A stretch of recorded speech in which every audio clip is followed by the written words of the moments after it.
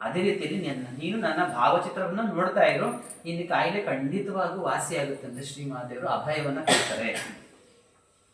ನೀನು ನನ್ನ ಭಾವಚಿತ್ರವನ್ನು ನೋಡುತ್ತಿದ್ದರೆ ಸಾಕು, ಜೊತೆಗೆ ಈಗ ಉದ್ಬೋಧನಾ ಪತ್ರಿಕೆಯನ್ನು ಓದ್ತಾ ಇರು. ಉದ್ಬೋಧನದಲ್ಲಿ ಅಲ್ಲಿ ಅನೇಕ ವಿಚಾರಗಳು, ರಾಮಕೃಷ್ಣರ ಬಗ್ಗೆ, ಸ್ವಾಮೀಜಿಯ ಬಗ್ಗೆ, ಇನ್ನೂ ಅನೇಕ ಸಂತ ಮಹಾತ್ಮರ ಬಗ್ಗೆ ಉದ್ಬೋಧನಾ ಪತ್ರಿಕೆಯಲ್ಲಿ ಲೇಖನಗಳು ಇರುತ್ತೆ. ಆ ಲೇಖನಗಳನ್ನು ಅಂದ್ರೆ 12, ಒಂದು ವರ್ಷಕ್ಕೆ 12 ಪತ್ರಿಕೆಗಳಿರ್ತಾವೆ, ಒಂದು ತಿಂಗಳಿಗೊಂದು.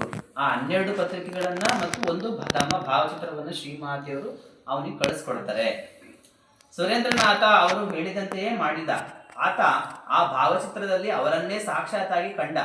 ಆ ಭಾವಚಿತ್ರವನ್ನು ತನ್ನ ತಲೆಯ ಹತ್ತಿರವೇ ಇಟ್ಟುಕೊಂಡಿರುತ್ತಿದ್ದ. ನಾವು ಭಾವಚಿತ್ರ ಅಂದ್ರೆ ಬಿಡು ಫೋಟೋ ಅಷ್ಟೇ ಅನ್ಸುತ್ತೆ ಅಂತ ಅಂದ್ಬಿಡ್ತೀವಿ. ಅಂದ್ರೆ ನಮ್ಮಲ್ಲಿ ನಿಜವಾದ ಭಕ್ತಿ ಇದ್ರೆ, ಒಂದು ಶ್ರದ್ಧೆ ಇದ್ರೆ ಆ ಆ ಪಟದಲ್ಲೇನೆ ಭಗವಂತನ ಕಾಣ್ಬೋದು. ಯಾಕೆ ನಾವು ಫೋಟೋವನ್ನು ಇಟ್ಟು ನಾವು ಮಾಡ್ತೀವಿ ಅಂದ್ರೆ ನಮ್ಮೊಳಗೆ ಭಗವಂತ ಇದ್ದಾನೆ. ನಾವು ಯಾಕೆ ಕನ್ನಡ ನೋಡ್ಕೊಂತೀವಿ ಅಲ್ವಾ? ಯಾಕೆ ಅದು ಪ್ರತಿಬಿಂಬವನ್ನು ತೋರಿಸುತ್ತೆ ನಾವೇನು ಅಂತ. ಹಂಗೆ ನಾವು ಇಲ್ಲಿ ಬಂದಾಗ ನಮ್ಮೊಳಗೆ ಭಗವಂತ ಇದ್ದಾನೆ. ಆ ಭಗವಂತನನ್ನ, ಈ ಫೋಟೋದಲ್ಲಿರುವ ಭಗವಂತನ ನೋಡಿ ನಾವು ಜಾಗೃತೆಗೊಳಿಸ್ಕೊಳ್ಬೇಕು. ಅಂದರೆ ಆ ಫೋಟೋದಲ್ಲೂ ಸಹ ಭಗವಂತ ಇದ್ದಾನೆ, ಯಾಕಂದರೆ ಸಕಲ ಚರಾಚರ ವಸ್ತುಗಳಲ್ಲೂ ಭಗವಂತ ಇದ್ದಾನೆ ಅನ್ನೋ ರೀತಿಯಲ್ಲಿ ಶ್ರೀಮಾತೆಯವರು ಪೂಜೆ ಮಾಡುವಾಗ ಶ್ರೀರಾಮಕೃಷ್ಣರ ಫೋಟೋವನ್ನು ಎಷ್ಟು ಪ್ರೀತಿಯಿಂದ ಪೂಜೆ ಮಾಡ್ತಾ ಇದ್ರು ಅಂದರೆ ನಿಧಾನವಾಗಿ ಸ್ನಾನ ಮಾಡಿಸ್ತಾ ಇದ್ರು, ನಿಧಾನ ಹೂವು ಇಡ್ತಾ ಇದ್ರು.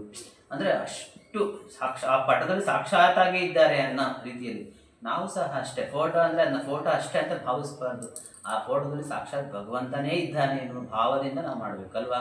ಯಾಕಂದರೆ ಒಂದು ಫೋಟೋ ಅಂದರೆ ಅದನ್ನ ಪೂಜೆ ಮಾಡಿ ಮಾಡಿ ಮಾಡಿ ಮಾಡಿ ನಮ್ಮಲ್ಲಿರುವ ಆ ಆಧ್ಯಾತ್ಮಿಕ ಆ ಶಕ್ತಿಯನ್ನು, ಸ್ತೋತ್ರಗಳನ್ನು ಹೇಳಿ, ಇಂದಿನ ಪ್ರಾರ್ಥನೆಗಳನ್ನು ಹೇಳಿ ಪ್ರವಚನವನ್ನು ಮಾಡಿ ಮಾಡಿ ಆ ಫೋಟೋ ಎಲ್ಲ ಜಾಗೃತ ಆಗಿರುತ್ತೆ.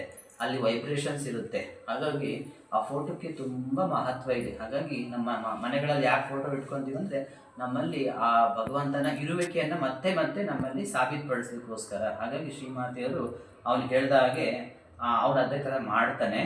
ಕ್ಷಿಪ್ರದಲ್ಲಿಯೇ ಅವನ ಕ್ಷಯರೋಗ ವಾಸಿಯಾಗುತ್ತೆ.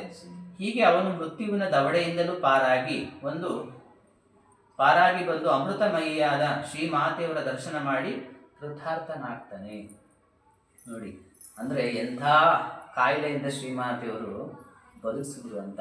ಅಂದರೆ ಇವೆಲ್ಲ ಸಾಧ್ಯನಾ ಅಂತ ನಮ್ಮಲ್ಲಿರುವ ನಮ್ಮ ವೈಚಾರಿಕ ವ್ಯಕ್ತಿಗಳಿಗೆ ಸಾಮಾನ್ಯ ಕಾಡುತ್ತೆ. ಇವೆಲ್ಲ ಸಾಧ್ಯನೇ? ಸುಮ್ಮನೆ ಅವೆಲ್ಲ ಇವೆಲ್ಲ ಸುಳ್ಳಿರ್ಬೋದನ ಅಥವಾ ಚರ್ಚೆ ಮಾಡುವ ನಿಟ್ಟಿನಲ್ಲಿ ನಾವು ಅನೇಕ ರೀತಿಯ ಚಿಂತನೆಗಳನ್ನು ಮಾಡ್ತೀವಿ. ಆದರೆ ಖಂಡಿತವಾಗೂ ಸಾಧ್ಯ. ನಾವು ನಮ್ಮಲ್ಲಿ ನಿಜವಾದ ಭಕ್ತಿ ಇದ್ದರೆ, ನಮ್ಮಲ್ಲಿ ನಿಜವಾದ ವ್ಯಾಕುಲತೆ ಇದ್ದರೆ ಖಂಡಿತವಾಗೂ ಎಲ್ಲವೂ ಸಾಧ್ಯ.